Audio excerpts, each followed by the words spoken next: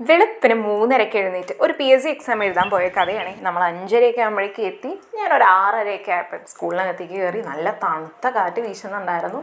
അങ്ങനെ നമ്മൾ എക്സാമൊക്കെ എഴുതി. നമ്മളിപ്പോൾ അതേ പുറത്തെത്തി.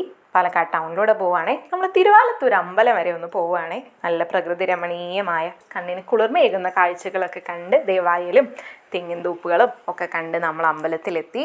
വളരെ പുരാതനമായൊരു അമ്പലമാണ്. നല്ല ശാന്തമായ ഒരു പ്രതീതി നമുക്ക് അവിടെ നിന്ന് കിട്ടുന്നുണ്ട്. നമ്മൾ അവിടെ നിന്ന് തിരക്കൊന്നുമില്ലാതെ തൊഴുതു പുറത്തിറങ്ങി നമ്മൾ നേരെ ചിങ്ങഞ്ചിറ പോവുകയാണേ.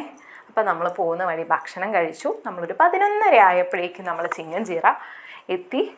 അത് വളരെ പ്രകൃതി രമണീയമായിട്ടുള്ള ഒരു ചെറിയുടെ സൈഡിൽ ആൽമരമൊക്കെ നിൽക്കുന്ന നല്ലൊരു സ്ഥലമാണ്.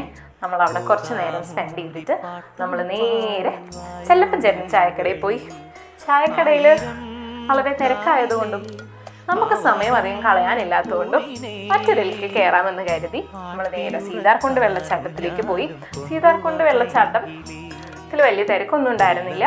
അവധി ദിവസം അല്ലാത്തതിനാൽ നമ്മൾ ടിക്കറ്റൊക്കെ എടുത്ത് വെള്ളച്ചാട്ടമൊക്കെ കണ്ടു. വളരെ ശാന്തമായ അന്തരീക്ഷം തന്നെയാണ് അവിടെ ഉണ്ടായിരുന്നത്. നമ്മുടെ വെള്ളത്തിൻ്റെ ശബ്ദമൊക്കെ കേട്ട് അവിടെ ഇരിക്കാൻ നല്ല രസമുണ്ടായിരുന്നു. പിന്നെ തണുത്തൊരു കാറ്റും വീശുന്നുണ്ടായിരുന്നു. അങ്ങനെ നമ്മുടെ ഇന്നത്തെ ഒരു ദിവസം അടിപൊളിയായിരുന്നു.